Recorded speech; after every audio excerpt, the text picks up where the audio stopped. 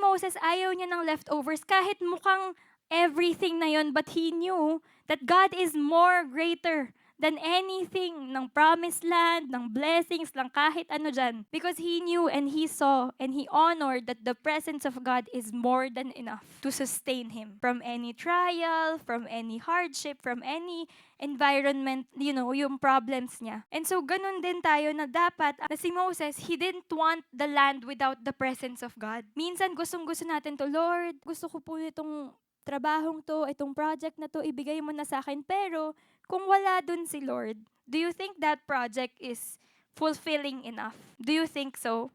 Kung wala si Lord dun. And sometimes, no, most of the time in our lives, masyado tayong focused sa physical life natin, which is valid, of course, pero you have to know that our lives here on earth is just temporary. So we need to focus on the life after, yung eternal life natin kay Lord.